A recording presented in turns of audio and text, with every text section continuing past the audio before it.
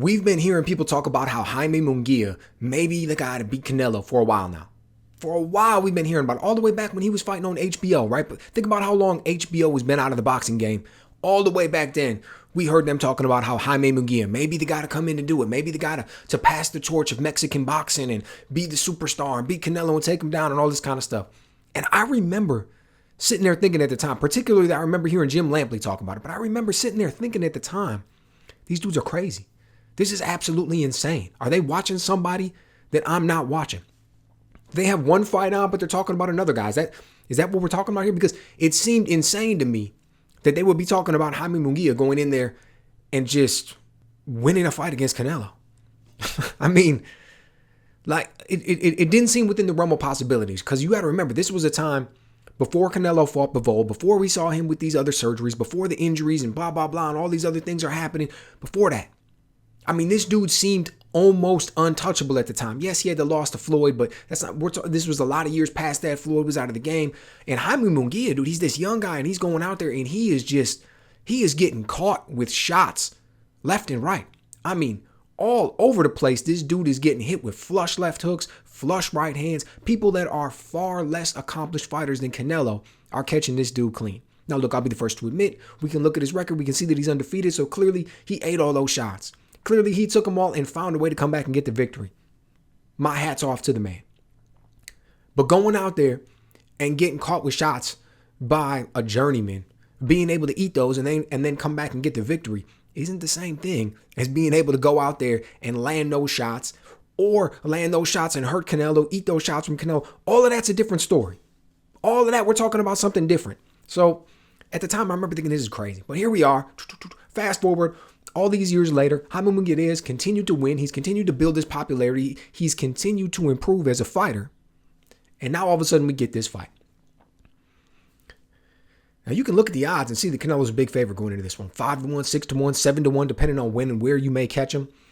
And there's a reason for that, right? Canelo's the face of boxing. He's the cash cow. He's gone in there. His record is, or I should say his resume. His resume is unmatched at this point in the game. In my opinion, he's got the best resume in the game. Like, literally, go back and look at the guys this dude has been fighting for years. These are all just world-class championship level talent. He's moved up the weight classes. He's won undisputed. I mean, you gotta give the man credit where credit is due. And he's only 33 years old, which in and of itself seems a little bit crazy, because we've been talking about him so long. We've been talking about him fighting at the highest level for so long. He's still only 33. That being said, he is an old 33. Right? Teddy Atlas had a great line. And when he said, when you're talking about a boxer, the age of a boxer isn't measured by the date on his birth certificate. It's measured by the amount of punishment he's taken, by the wear and tear, by the amount of wars that he's been in. All of those types of things. That's what's going to tell you the age of a fighter. Oscar De La Hoya runs his mouth a lot. But one thing this dude said in this press conference yesterday, I believe, that was true, is he said, I was old at 30 years old. I was an old fighter at 30 years old. It's because everything he had been through. It was his lifestyle outside of the ring. He thinks Canelo's an old 33, right? So in that sense, maybe this is the time. Maybe we can look and we can say, Jaime Munguia isn't as technical as Canelo. Jaime Munguia isn't as accomplished. He doesn't have the resume. He doesn't have all of these different things.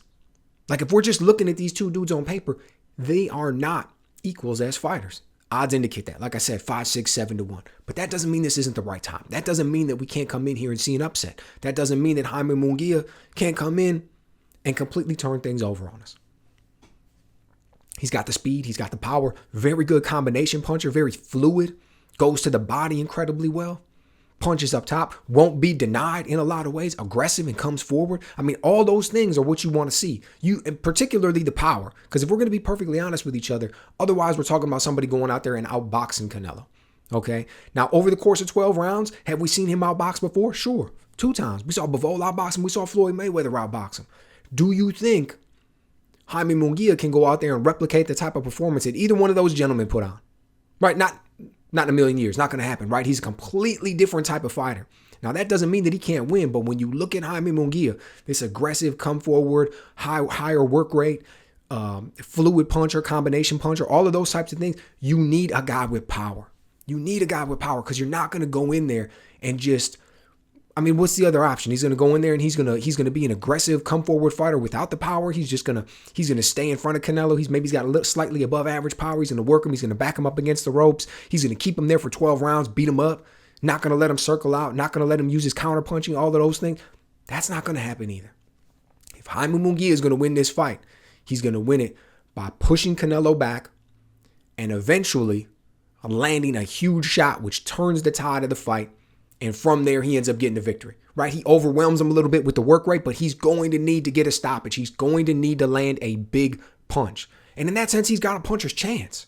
He absolutely does, because the guy has a big punch. Now, I don't think he's got this, crazy one-punch power where he's going to be going out there and doing something, that we've never seen before in the sense of being done to Canelo. That's not going to happen, right? This isn't going to be some Deontay Wilder level shot. That's not the type of power that we see Jaime Munguia possess. This dude isn't the next coming of Julius Jackson in these middle divisions, right?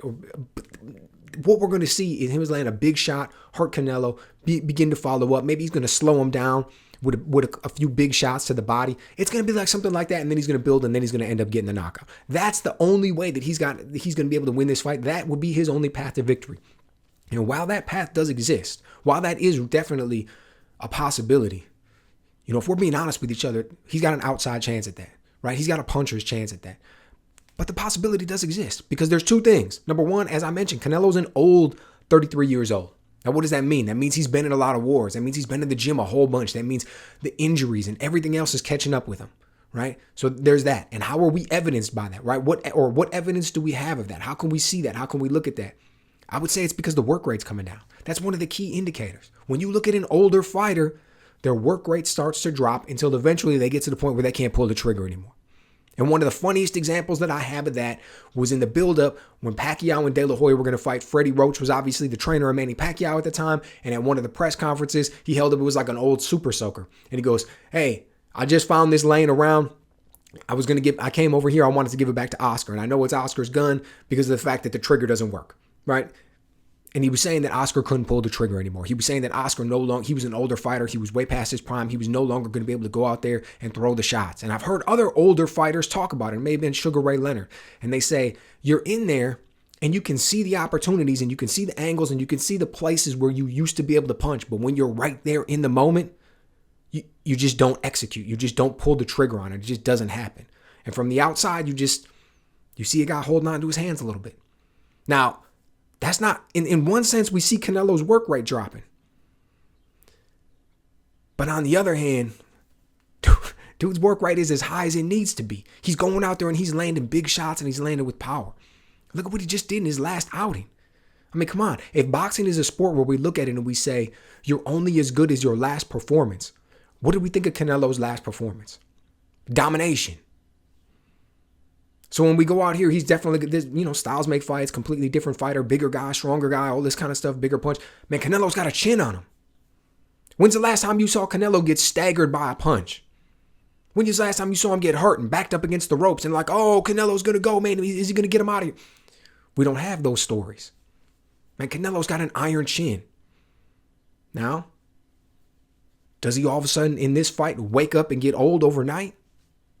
I guess that's always a possibility. But dude, let's be honest with each other. It's going to be a big surprise. So Jaime Munguia, this dude is going to be running uphill the whole way. But nevertheless, the path does exist for him to get a victory. So if he goes out there, he stays true to who he is. Freddie Roach is coaching him up to just be completely offensive minded. He always has. Think about back when we used to see him in the way that he coached up Manny Pacquiao and Amir Khan and everything. Those dudes were offensive first, second, and third fighters.